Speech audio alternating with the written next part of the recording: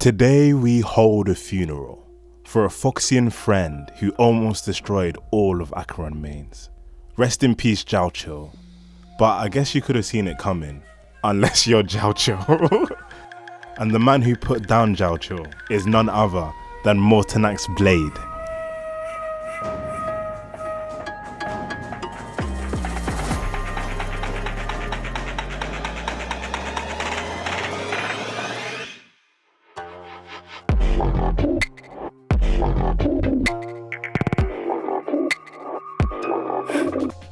Morty is the new meta-defining fire nihility character, and if he manages to make it through the beta, he actually might end up being the best unit in the game.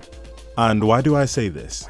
Imagine if Tribbie had more than double the damage amplification, but also dealt a similar level of damage, if not better, than Castoris. You don't have to imagine, because that's what Mortenax Blade is like. So in this video, we're going to quickly go over his kit, then we're going to cover his best teams and synergies, then we're going to go over his best builds and Lightcones. There might be a few things in this video that might be inaccurate in a few weeks, so keep an eye out for any updates or for the post-release analysis when he finally comes out. So let's take a quick look at his kit. What does Mortenax Blade even do? Blade's ultimate is quite important to his kit, or should I say two ultimates. Outside of his ultimate state, he can't do much, he can only use his basic attack and he has no access to his skill. At least his basic attack has some utility. Blade's basic attack targets one enemy, dealing damage and taunting them. Blade's technique also taunts all enemies at the start of battle and gives you 90% damage reduction for 2 turns. This taunt is quite useful in the start of combat because you rely on getting hit to get Blade's first ultimate. And he doesn't do much without his ultimate state. So what does his ultimate even do?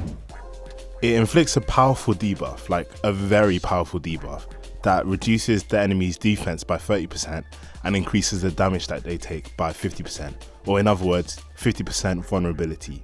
And this is notable because even Cipher only has 40% vulnerability, and then there's Jiaoqiu who has 50% vulnerability, which is the highest that someone provides in the game, but his is only for ultimates and Blade's is for all sources of damage.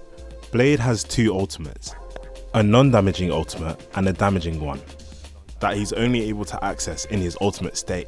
Blade's non-damaging ultimate enters you into his ultimate state. In a similar way to Firefly's combustion state or Aglaya's supreme state, it adds a countdown to the turn order and Blade is at 70 speed. When Blade is in his ultimate state, his crit rate is increased by 20% and his crit damage is increased by 60%. Also, it has a special feature where if Blade is killed while you're in his ultimate state, he gets revived with 50% HP, and this can be very, very useful for sustainless runs, especially when paired with the taunt on his basic attack. Blade's damaging ultimate is actually quite simple. All it does is a big AoE slash that deals a massive amount of HP scaling damage to all enemies. And even though it's simple, it actually enables a lot of synergies with his kit. For example, you're able to use the Eagle set, you're able to apply more debuffs on an Acheron team, and increases attack frequency on a Ashveil or Fexiao team. Mortenax Blade's skill is only accessible in his ultimate state, and it's also quite simple. When you cast his skill during his ultimate state, it consumes 15% of his HP to deal AoE damage to all enemies and then 4 instances of bounce damage. The thing that makes the skill special is how it works in tandem with the talent. The talent is very, very, very similar to how Jade's talent works with the debt collector state. So what happens is, Mortenax Blade gains a point of charge every time an ally makes an attack. And once he reaches 9 charges, he releases an automatic skill which counts as a follow-up attack. And this follow-up attack also regenerates 25 energy for Mortenax Blade. And an important thing to keep in mind is, for the moment, you can use energy recharge rope to increase the amount of energy that you get from this passive. One really important thing to note is that for Blade to use the follow-up attack on his talent, he needs at least 1 HP. This means that in teams without a healer, Blade can often struggle to output his damage. But there are a few workarounds that you can use to bypass this restriction, which I'll go over a bit later into this guide. With the easiest way being just letting Blade die in his ultimate state because it will recover 50% of his HP. Blade's first passive gives him energy overflow and also regenerates 75% of his energy, both at the start of battle and when your zone is dispelled. This passive kind of trivializes what would be Blade's biggest weakness, because the energy refund it gives you and the energy it allows you to store means that you can get back into Blade's enhanced state a lot quicker after it ends. And oftentimes you'll end up with basically 100% uptime on your Blade ultimate buffs. Maybe one turn of downtime and he's back in. His second Ascension passive increases his aggro value. It inflicts a debuff from his ultimate when enemies attack him, and it also gives him 1 extra point of charge when he's hit. This is especially good for Acheron teams and especially bad for Jiaoqiu, because if you're familiar with how Jiaoqiu's kit works, Ashen Roast procs anytime an enemy takes an action or makes an attack. This is really good for Acheron because it maximizes debuff application, and it's really bad for Jiaoqiu because it doesn't stack with the way his Ashen Roast works.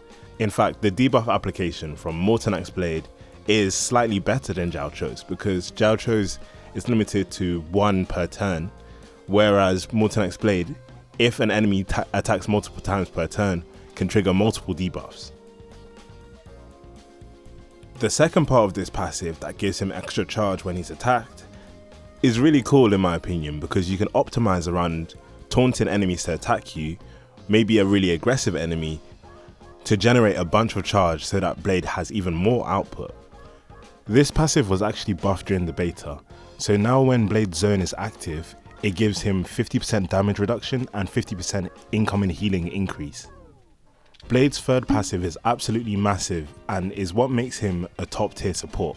At a baseline, this passive gives 50% generic damage bonus to the whole team, and then conditional damage bonus. If Blade is the only nihility unit on the team, he gets 75% personal damage bonus. And if he's paired with another nihility unit, he provides 75% team-wide damage bonus. Just to put into perspective how massive this buff is, 50% damage bonus is more than what you get from a damage orb. So in summary, how does Mortenax Blade actually play? You can kind of think of it a bit like a mixture of Mighty and Jade. So you get into your ultimate state to apply your debuffs and self buffs. Once you're in your state, when your allies attack you gain 1 charge, and when the enemies hit you, you gain 1 charge. And once you reach 9 charges, you consume all charges, unleash your follow-up attack skill and regenerate 25 energy. And if you manage to get enough energy, you can use your secondary ultimate to deal even more damage. Then you continue the cycle of gaining charges and doing follow-up attacks until your ultimate state ends. I'm just going to quickly cover his E1. I'm not going to go too much into Eidolons because they're quite likely to change. But Blade's E1 right now is really good. It provides 20% res pen when the zone from his ultimate is active. And when he uses his extra skill, it delays the countdown on his ultimate state so he can stay in it a little bit longer. And 20% res pen might not sound like that much, considering that E1 Robin, which is an old unit at this point, gives you 24% res pen. But this res pen, on top of all of the buffs that you're already getting from this kit, actually makes this Eidolon really strong. And the additional utility of increasing the duration of your ult state can help out Blade's team flexibility a little bit, because in some teams where you don't have frequent attacks, you might end up having energy issues which either prevent you from re-entering your state or prevent you from using additional ultimates during your state, just because you need to save to make sure that you stay and keep all of your debuffs. Let's talk about strengths and weaknesses, and I can't lie, there's a lot of strengths to talk about, so I'm gonna just talk about the main key points.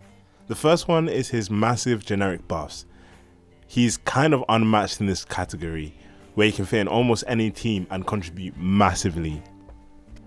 And then we have his strong sub DPS and main DPS, and this just makes him a very strong and versatile unit that can fit into a lot of different teams. And this helps him to carry with some more suboptimal teams and fit somewhere on your account even if you don't have all of the pieces to complete a team. And Morty is really good in sustainless, mostly because of scaling off HP, having a taunt, and also having a way to revive yourself if you get killed in your ultimate state. Now it's time for his weaknesses. It might not seem like he has any, but he does have a few. The first one is, in his best in slot team, the team has split scaling damage. Blade deals HP scaling damage, whereas Ashveil deals attack scaling damage, and it just makes it a little bit rough for team building as a whole. And it could potentially become a problem in the future if they release a really strong support that only buffs one of those types of damage. So if we get a strong attack scaling support, it wouldn't help out Blade, but it would help out Ashveil. His next weakness is that he's quite heavily energy reliant, and this is especially the case for his initial ultimate, where he only has access to his basic attack and he hasn't got access to his follow-up attack to generate more energy for him. So if you end up in a scenario where you don't have his low cost ultimate and you have your energy drained away or lower energy regeneration like we saw in Anomaly Arbitration, it could end up being very difficult to enter your state in the first place. Another weakness is that Mortenax Blade is quite susceptible to crowd control, and they've kind of hinted that crowd control is going to be more of a thing in HSR because of the Silver Wolf global passive. And the problem is, if Mortenax Blade gets crowd controlled, you don't get any follow-up attacks, and if you don't get follow-up attacks, you don't get energy, even though you do keep your stacks. But in scenarios where you're crowd control near the end of your ultimate, it could cause you some issues. And Blade is more susceptible to action value delay, partially because it's a more common form of crowd control, and partially because if you end up delaying his turns, it messes up the speed tuning with the countdown on his ultimate, which makes it significantly more difficult to keep his ultimate state, especially in teams where you're not getting frequent attacks. In V4, Blade was actually buffed to counter this weakness a little bit by giving him a cleanse once he reaches max energy. However, because he generates energy from using his follow-up attack, if Blade was crowd controlled, he would have to rely on energy from enemies hitting him to trigger this passive. And the last weakness that I want to talk about is arguably, in my opinion, his biggest weakness by far. And that's the fact that there's only one Mortenax Blade. If this ends up going live, Mortenax Blade will be a core member of a lot of different teams. So you end up in a scenario where a lot of your DPS have overlap. So for example, if you have both Acheron and Fexiao, you can only play one at a time because they both want Mortenax Blade. And if you don't play him, your team's going to struggle to clear, especially as power creep increases. And this is an issue that we've seen with Cyrene, where she's kind of a core option to a lot of the Amphorius DPS teams, and a few of the Amphorius DPS are a little bit bricked without her. So you end up in a scenario where if she's occupied on a team, you're forced to bench the other character. And in the case of Mortenax Blade, for example, if you're playing Fexiao, you're forced to bench Acheron because you're not going to clear without a Mortenax Blade on your team. So for Fexiao havers, Acheron's pull value goes down and vice versa. Not that they're the most meta units, but you get what I mean. Now on to the build section, and I'm going to start off with the relics because it's the most straightforward. So basically, they're releasing a new set in the new version, which is actually really good, specifically for characters that apply defensive shred debuffs. And this set is specifically catered towards Blade. So it increases your max HP by 12%, increases your crit damage dealt to defense shredded enemies by 28%, and the most important part, it gives all of your team 15% damage bonus. This set is going to be by far Blade's best set in most scenarios. It's the only set that actually provides a good amount of value to Blade, as well as buffing your teammates at the same time. You can also use the Eagle set, which can be really good in teams where you can use your ultimate very frequently, or when you're using the tutorial Lightcone. In a lot of cases, it's a decent damage loss, but if you can optimize it really well, there are scenarios where using the Eagle set can far outseed using the supportive set. There's one more set that I really need to talk about, which is a set that a lot of people might have forgotten about at this point, which is the Guard of Wuthering Snow relic set, the one that's paired with Quantum usually. And this set can be surprisingly useful when you're running Sustainless or when you're with a shielder, because as of V3, Blade can't use his follow-up attack if he's at 1 HP, and eventually he's going to get to that point if he's continuously draining it. So what this set actually provides is damage mitigation on the 2-piece effect, and on the 4-piece effect, when you're below 50% HP, you get healed a little bit and you also get some energy. So this set technically doesn't provide any offensive buffs for Blade, so he's going to be dealing less damage with this set. But the utility that this set provides can be really useful in scenarios where you're not receiving any healing. Considering the fact that it gives you energy, and Blade likes energy, and there's also the additional quirk of being able to choose exactly when your follow-up attacks are triggered, because they'll only get triggered when Blade gets healed on his turn. Blade keeps all of the charges that he generates even when he's not able to use his follow-up attack. So when he eventually does get healed by this passive, he'll unleash a nuke of multiple follow-up attacks. Because you can dictate when this happens, you can align some of your buff and debuff uptime a lot more strategically in comparison to teams where he automatically unleashes his skill. But you do want to use the Divine Querying Master Smith supportive set instead. You're going to want to farm it, but in the meantime while you're waiting, you can use the Pioneer set or even the Scholar set as a short-term alternative, but you want to get to that set sooner or later. For his playnars, you want to be using the Bone set. He doesn't get much from the new Seat of Convergence Stars set, so you don't want to be using that on him, you want to be using that on Ashveil. The Bone Collector set, the same one that Casterus uses, gives him HP and crit damage, which is really good for him. If you don't have a good Bone Collector set, you can also use a Duran set, and it's genuinely not that far behind. As for your main stats, you want to have a Fire Orb. Is actually meaningfully better than a HP Orb. But HP Orb is still situationally good, especially in Sustainless, where the HP can help you hold on for a little bit longer. As for your rope, you usually want to be using a HP rope, but there are also some scenarios where you can use an ER rope, considering the fact that the energy from your skill, and from your talent, isn't a fixed amount of energy, so it can be modified by energy regen rope. But I would just stick to HP rope. As for the main stats on your actual relic set, you're looking for HP or speed boots, and a crit damage or crit rate chest. In a lot of cases, you're going to end up running speed boots because you want to reach 141 speed so you can get enough turns in between your ultimate cooldown. But the thing is, there's going to be a few teams where the attack frequency of your team is so high that you end up generating a lot of energy for Blade. So running HP boots would just be better for your damage overall. The issue with running HP boots though is that your first ultimate can be hard to get if the enemies aren't attacking Blade enough. So when you're on HP boots, you might have to rely on RNG in order to get your first ultimate quickly enough. So now we're on to Lightcones, and the best Lightcone for his personal damage is his own signature Lightcone. This is mostly because it gives you high base HP plus HP percent in the passive, and is the only nihility Lightcone that gives you HP.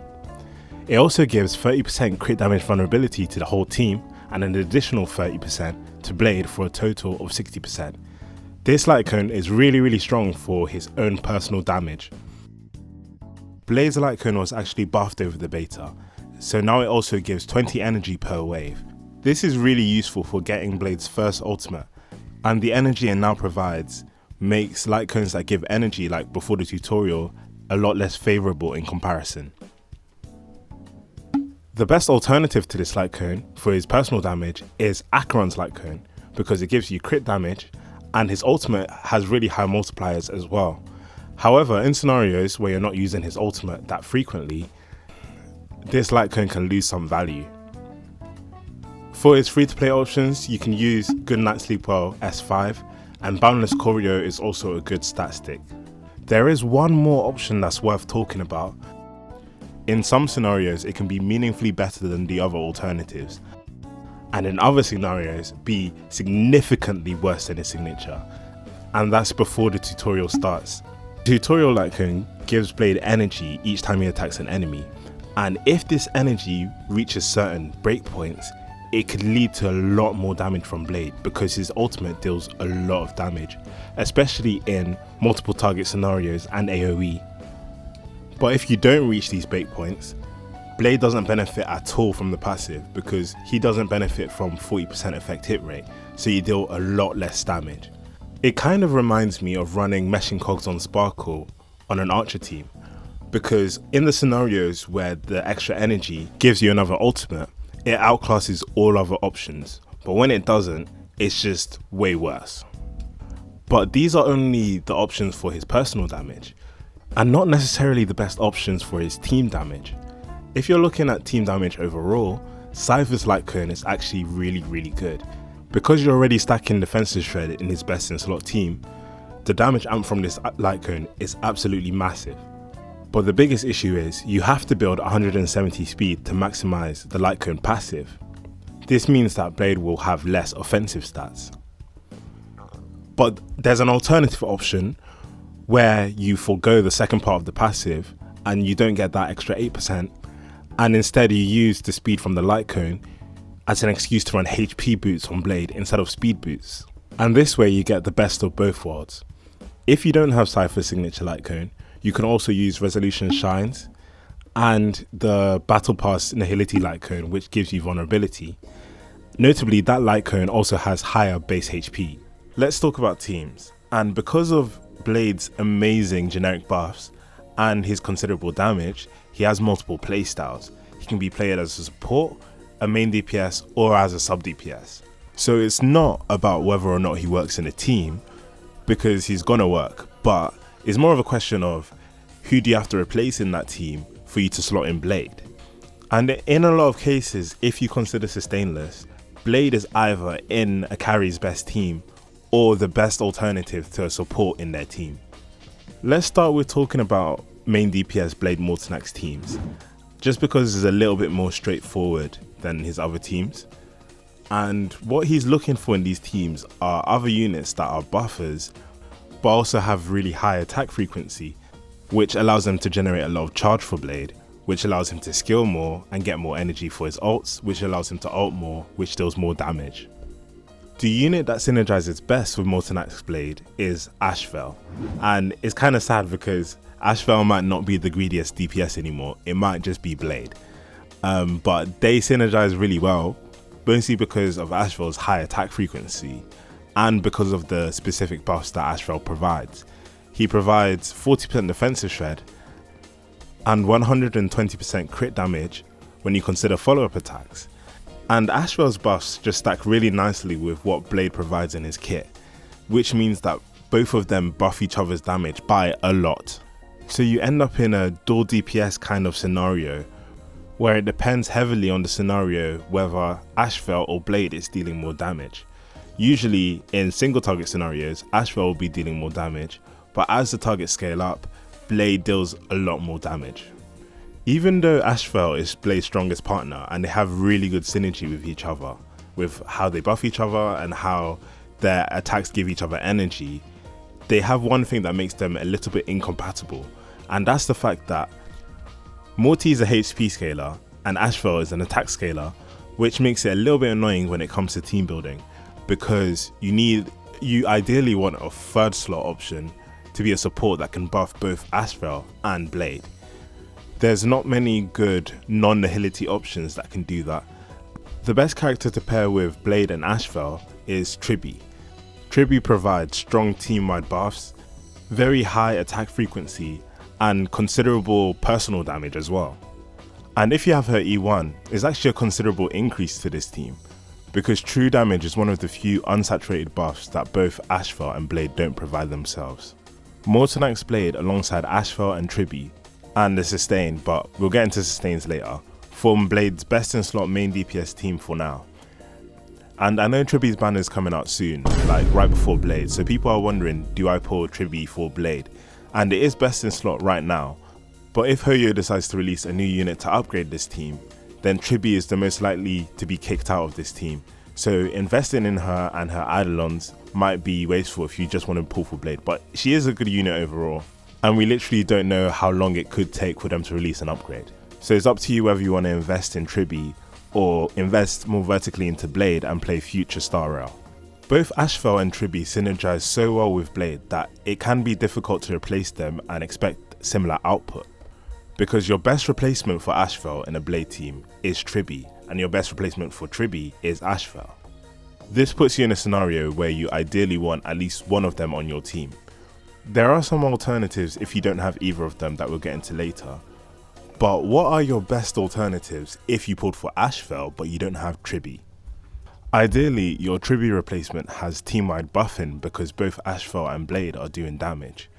So naturally, the first thing that comes to mind are other harmony buffers and nihility debuffers.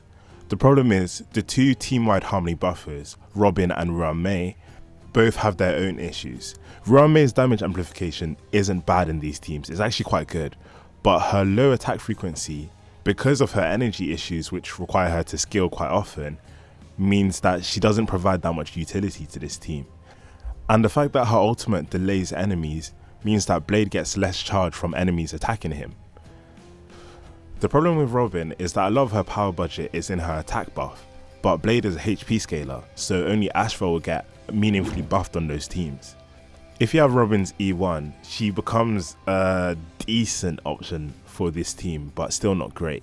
There's also the possibility of using a follow-up sub-DPS like Moze or Topaz, with Moze being the stronger of the two. Mostly because a lot of Moze's value come from his crit damage debuff, which affects all sources of damage including ultimate damage, whereas Topaz only increases follow-up damage, but both Morty and Ashveil deal a decent amount of ult damage. If you end up using a character like Moze, your team damage won't be as high, but you get a much higher attack frequency. If you're able to optimize your hit count to give Blade as much charge as possible, there are some scenarios where these follow-up sub-DPSs can outperform. Alright, so Ruan Mei and Robin aren't great. The follow-up sub-DPSs are an option, but they're not perfect. So what are your other options if you don't have Tribbie? Well, there's two paths that you can follow. You can either choose a nihility unit and lose Blade's 75% personal damage bonus, or you can choose who you want to be your main DPS on this team. Do you want it to be Blade or do you want it to be Ashveil? And then your third slot option will be an action advancer who prioritizes one of these DPSs. So if you choose to run two nihilities, so Blade with another nihility, then you have to keep in mind that his passive changes from giving you personal damage to giving team-wide ultimate damage. In some cases this can be an overall damage increase, and in other cases it can be a damage decrease. And the difference is mostly down to assumptions on how much ultimate damage your team is dealing and how frequently they ult, which can vary a lot based on which enemies you're facing. The first type of unit I want to talk about are the defensive shredders, and this is mostly because the team with Ashveil and Blade goes up to 70% defensive shred. And you probably know already, but the way defensive shred works is the more that you have, the more effective it is, up to a cap of 100%. So the fact that nihility units can give you defensive shred is actually massive, but you have to be very wary of overcapping because any defensive shred over 100% is wasteful. You can also keep in mind that you can get defensive shred from Lightcones such as Resolution Shines and Cipher's S1, which can help out units that don't have defensive shred in their kit to outperform other units that are overcapping on death shred. The main units to look out for are Welt, Silverwolf and the DOT girlies. So the problem with Welt and Silverwolf, especially with Silverwolf, is overcapping on defensive shred. So with Welt on the team, you're overcapping by 10%, and with Silverwolf, you're overcapping by over 20%. This means that they end up being less effective in these teams than other teams. However, if you manage to get Welt's E4 and you stick the Battle Pass Lightcone on him, he becomes the best nihility unit for pure damage amplification in this team. It's also notable to mention both Hysilens and Black Swan actually providing substantial amounts of damage amplification to these teams. However, they just don't synergize that well with them. But if you have something like Black Swan's E1, she becomes one of the best nihility options purely for damage amplification. So if you don't have any other good alternatives, Black Swan could actually be one of your better choices. And then we have the nihility units that don't provide defensive shred, Cipher and Jiaoqiu. Out of these two options, Cipher is significantly better than Jiaoqiu, mostly because of her high attack frequency, and in the current state of the Blade Ashveil team, they're dealing so much damage that you get a decent amount of value from Cipher's patron stacks. It's worth to keep in mind that Cipher has some minor anti-synergy with Ashveil, because Cipher's patron automatically targets the highest HP enemy, whereas Ashveil's bait targets the lowest HP enemy. However, this anti-synergy is kind of solved by Blade because even if Cipher's follow-up doesn't hit the baited enemy, it will still give Blade some charge. Jiaoqiu is also a usable option, however you already get a decent amount of vulnerability in this team, so his damage amp isn't that much, and his attack frequency is kind of lacking.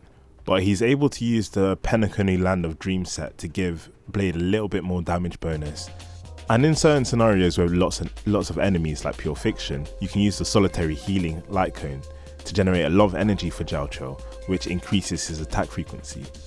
Overall, your best options for nihility debuffers are going to be Cipher and E4 Welt. You can use Welt with lower constellations, but it's just not going to be as much as you expect.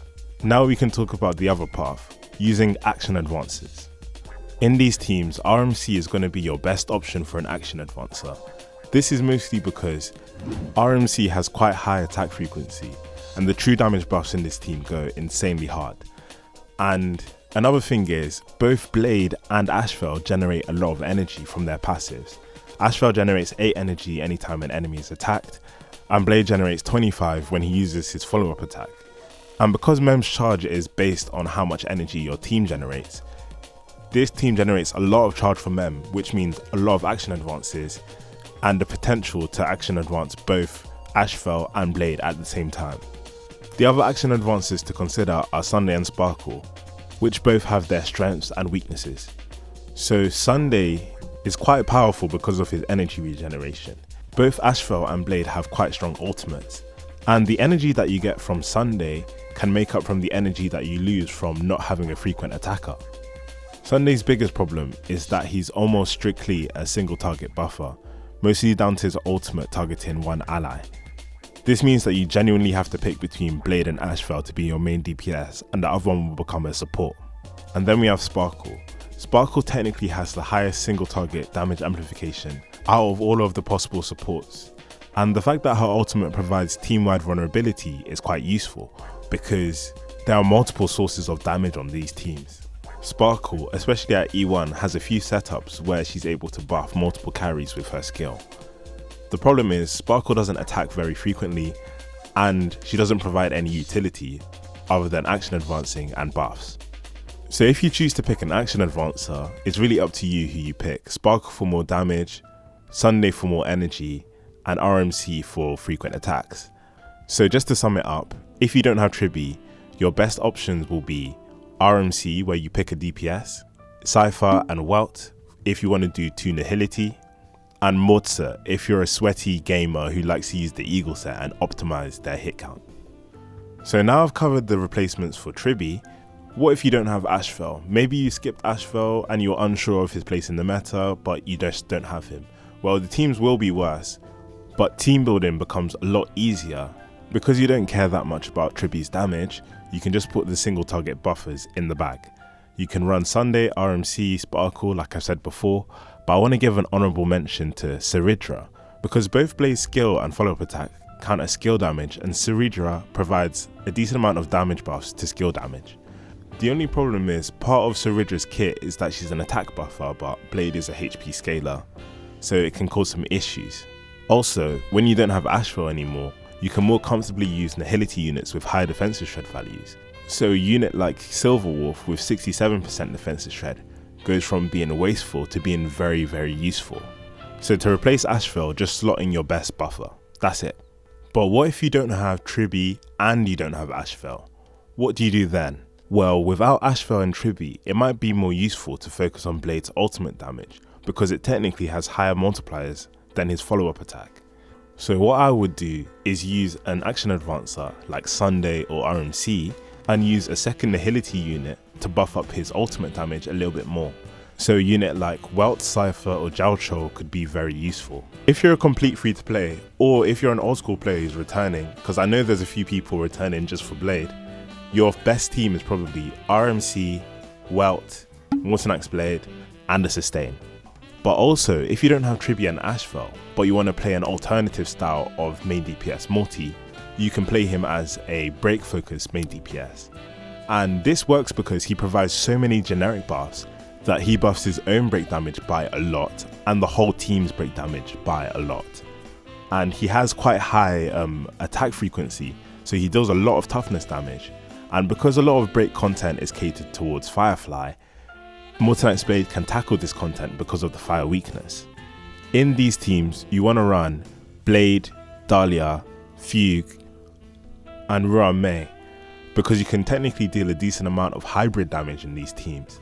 However, if you want to focus on break damage, you can run HMC. Let's talk about sustains, and your this is probably the biggest thing that's changed since V1 of beta, because in V1, Blade could more comfortably use shielders, but now his follow-up attack requires him to be above 1 HP, which means that he most likely needs a healer. There are a few workarounds that you can use, but I'll get into those later. So your best option by a decent margin is going to be Hyacine.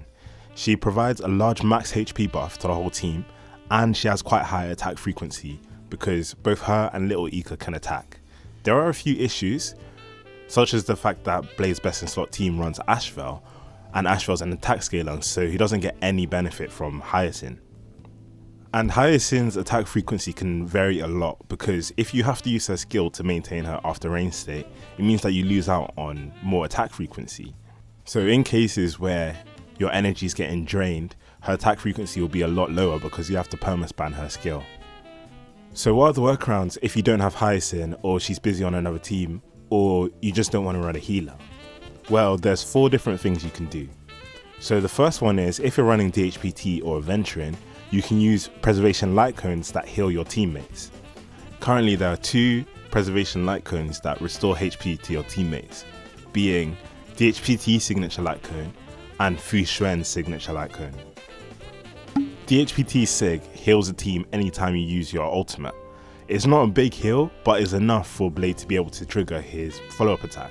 And because you can dictate exactly when you heal with the ultimate, you can store Blade's charges for a big nuke where he has multiple follow-up attacks after you use DHPT's ultimate. There's also the option of using Xuan's Lightcone, which is available in the shop right now, so it's a little bit more available than DHPT's Lightcone. The only issue is Xuan's Lightcone only heals at the start of a wave, but it heals by a decent amount, and we have multiple modes that have multiple waves, like the most recent are normally Arbitration and Pure Fiction, where the healing that it gives you should be enough to sustain you through the wave. The problem is, if you're running this on DHPT or Aventurine, it doesn't give them attack or defense respectively, so you lose out on a little bit of their value. So another option to bypass the healing requirement is to use the Guard of Weathering Snow set. It does reduce Blade's damage output by a bit, but the healing and energy that it provides allows you to use Blade in sustainless teams and teams without healing, so it can be useful in those scenarios. Also keep in mind that healing only becomes an issue once Blade hits 1 HP, so as long as you kill the enemies before Blade hits 1 HP, he won't ever encounter this issue. In those scenarios, you won't need a healer at all. And the last way you can bypass this is by dying. When Blade dies when his ultimate is up, he's healed by 50%. And this healing is actually very useful for your next ultimate state, where you can use the health that you gain to unleash your follow-up attacks. This is very useful in sustainless teams where you can use alternate relic sets and just rely on this, and the fact that he has a taunt on his basic attack means that against very lethal enemies, you can rely on this effect to get more health back. Apart from Hyacine and DHPT, there are also a few notable sustain options. The first one to look out for is Aventurine, who can genuinely outperform both DHPT and Hyacine given the right scenarios, where the enemies are attacking all allies at once. Aventurine doesn't provide that many buffs to the team, with only 10% crit damage vulnerability, but the fact that his buff is generic actually really helps because it buffs his damage as well as Ashveil's and Blade's, and on this team, Aventurine is actually going to be dealing a decent amount of damage. The thing holding him back from dealing damage in other teams before was him being a defense scaler, because a lot of the buffs are attack scaling buffs, but on this team, all the buffs coming from Ashveil and Blade are generic buffs, so they'll buff his defense scaling damage. Another unit that has a scenario where they just outperform is Lingsha. Lingsha can have surprisingly high attack frequency if you have Luocha's signature Lightcone, because it gives you so much energy that you can just use her ultimate to spam bunnies. Also keep in mind that Blade consuming his own HP automatically triggers Lingsha's bunny, which gives her more attack frequency. The last sustain is one that I actually haven't seen anyone talk about yet, which is Xuan. And this is mostly because she's an old unit, so people aren't keeping an eye on her, but you might not know that she actually provides 12% crit rate as part of one of her passives, alongside a flat HP buff. So she actually ends up being one of the better options for this team, especially if you have her E1, and since she's part of the standard pool now, you might eventually get it. So if you get Xuan's E1, she could be one of your better options. The only problem with her is that she struggles to sustain and her attack frequency isn't that high. So next I'm going to talk about Blade's sub DPS playstyle. And like I said earlier, he literally works with everyone. It's way more of a matter of who you have to kick out of the team to make it work. But I'm just going to focus on a few of the more interesting options that he buffs. Specifically 3 more meta DPS and 3 off meta DPS. And I'm going to start with Acheron. All Acheron mains should be rejoicing because Mortenax Blade is the perfect partner for Acheron. Basically imagine Jiaoqiu Pro Max. In fact, Morty has Jiaoqiu's kit inside of his kit. He provides 50% vulnerability, and every time enemies attack, he inflicts a debuff, just like Jiaoqiu. And on top of that, he provides more buffs such as defensive shred, damage bonus, and he also has built-in Silverwolf E2, so any attack that your allies make also count as applying a debuff. This is absolutely massive for Acheron and really opens up her team building capabilities, because you can now optimize her teams around applying the debuff from Morty's passive. So characters that have frequent attacks become more valuable in Acheron teams because they act as batteries for Acheron. So you're probably wondering, what's the best second nihility option? Well, the best options are Silverwolf, Cipher, and Welt, especially at E4. Usually Cipher will be the most preferable because she can attack very frequently, which gives Acheron more ultimates and Blade more charge. Welt at E4 is the best option for pure damage, but he suffers in terms of how quickly he applies his debuffs. And you might be wondering, what about Jiaoqiu? Poor sorry Jiaoqiu. And unfortunately, Blade and Jiaoqiu have explicit anti-synergy. The debuff application from Jiaoqiu's ultimate and Blade's passive don't stack. And so much of Jiaoqiu's power budget is allocated in his debuff application that when he can't apply any debuffs, he's not that good.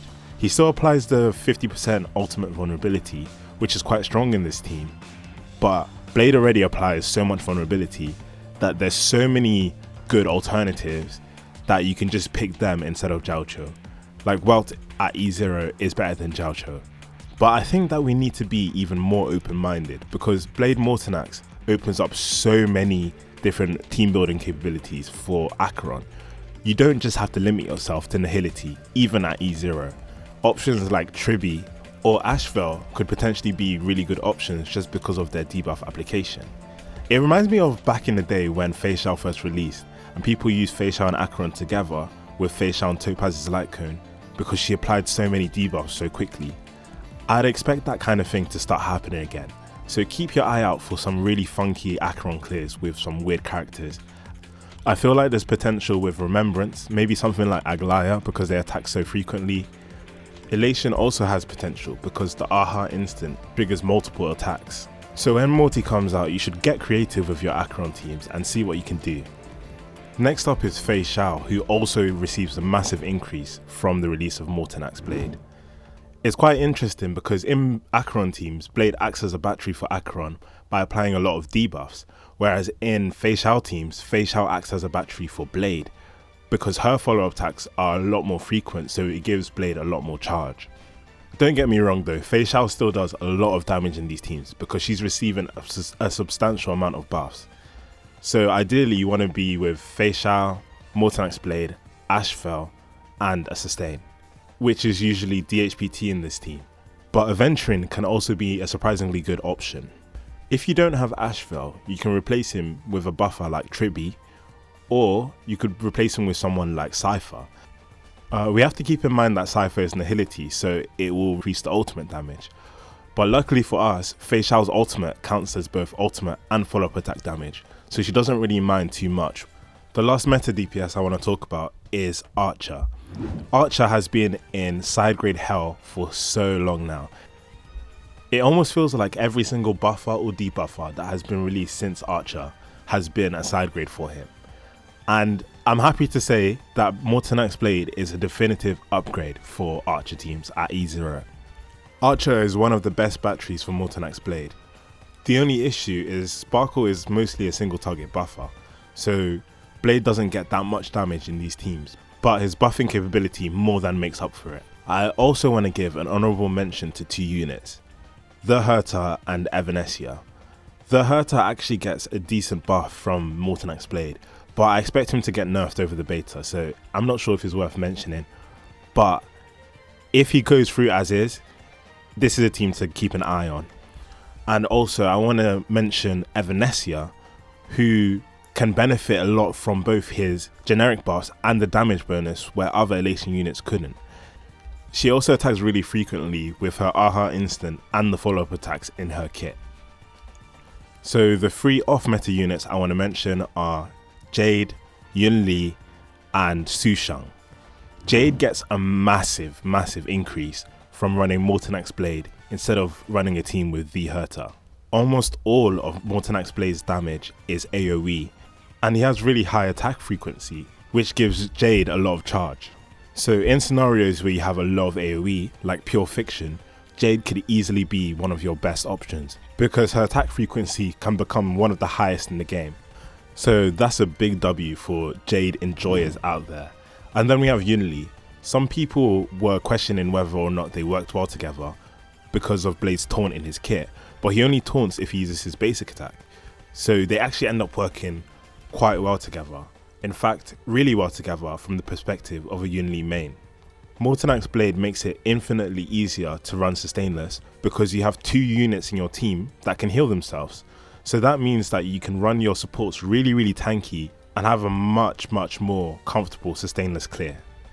So the last off-meta DPS I want to talk about is one of my favourites that I've just locked in there, is Sushang, who in my opinion is the best 4-star break DPS. And she excels and specialises in high frequency attacks, which means she gives Blade a lot of charge in these teams. Blade acts as a 4th slot, which you use instead of a sustain, so it would be Sushang, Dahlia, Fugue and Blade. And the generic buffs that he provides are strong enough to make him a good replacement for Ruan Mei in these teams. This is specifically the case when you're running a break unit that has really frequent attacks. So units like Sushang and Lingsha prefer having Blade, whereas slower attacking breakers would prefer having maybe Ruan Mei. So as a support, you can literally play Blade in any team that you can think of. He's specifically really good in sustainless because he only consumes HP on his skill, so as long as you use his basic attack and you use his ultimate to heal himself up, he can act as a pseudo sustain. Notably, Mortenax creates a few new strong support cores. Blade and Ashveil form a strong follow-up attack wheelchair core, which means that you can put any follow-up attack unit and the team will be somewhat successful. You can also put frequent attackers in that slot as well. You also have a strong HP scaling core with Blade Mortenax, Tribbie and Hyacine. You can use this core for characters like Castoris and Jingliu, which might end up being useful if you have to split up your teams for free team content.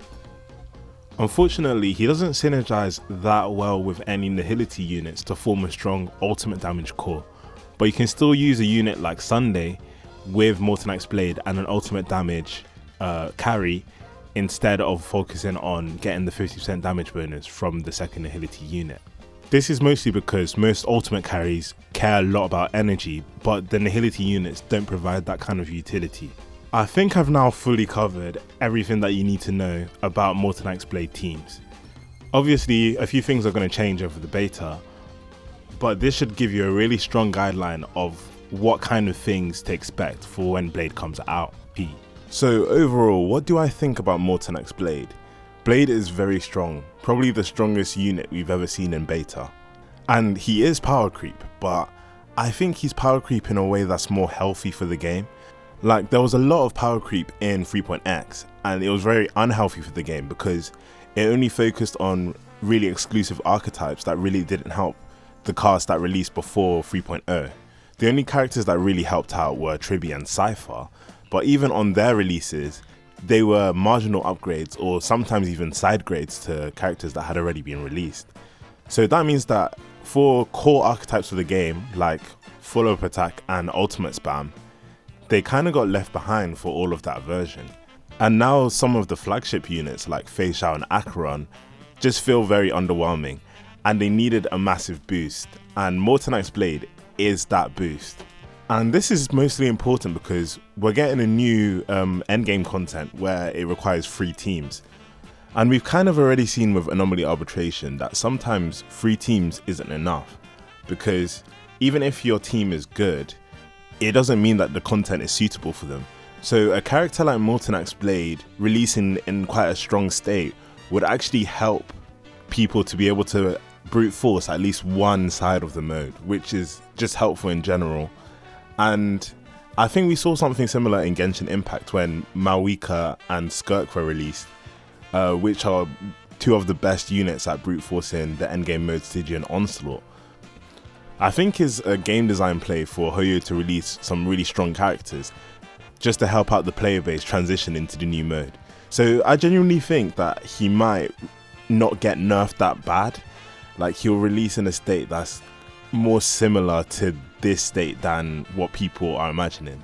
If they were to nerf him, I don't think they'll hit his numbers that hard. Hopefully anyways, I'm praying. I genuinely don't think that he's gonna get nerfed that much. But I am huffing the copium right now. But I'm hoping. But I hope you enjoyed this pre-release guide and you have enough information to kind of understand Mortenax Blade team building, as well as all of the synergies that he has with other characters. Subscribe if you want to, and trust me guys, it won't. Bye.